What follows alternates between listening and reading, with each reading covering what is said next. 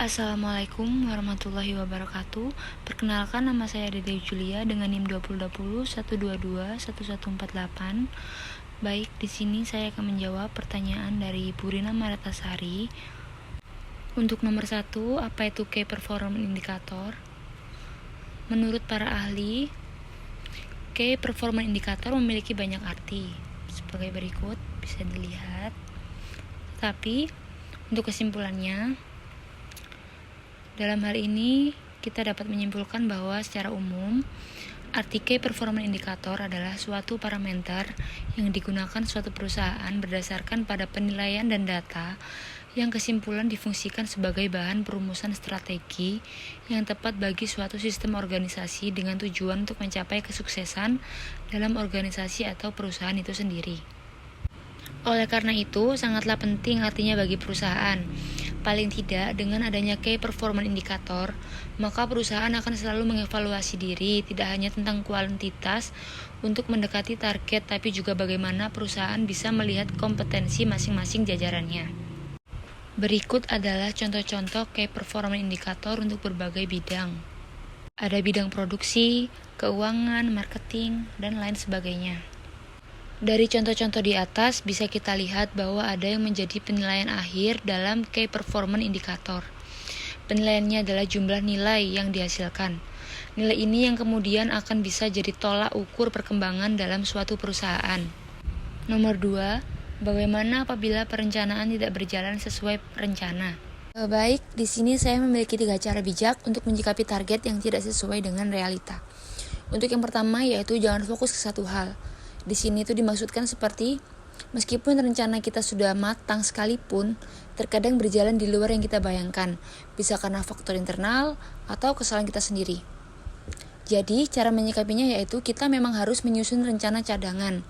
Susun rencana B bila rencana A gagal, susun rencana C jika rencana B gagal. Untuk yang kedua, pandailah mengontrol emosi.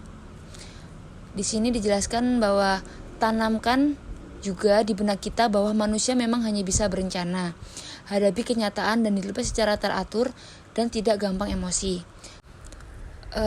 Terima kenyataan bahwa kita gagal dan percayalah bahwa itu bukan jalan buntu.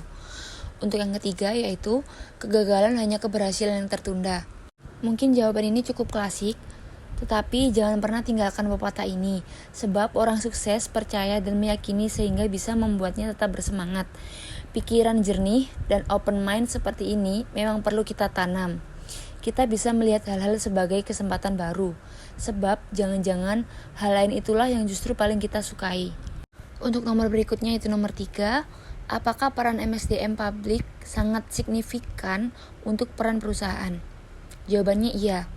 Pada sektor publik, MSDM adalah bisa diartikan sebagai sebuah instrumen untuk mendukung proses transformasi sebuah organisasi untuk merubah sebuah input masukan menjadi output keluaran yang nantinya akan bisa memberikan nilai tambah bagi organisasi, perusahaan, atau instansi juga masyarakat luas.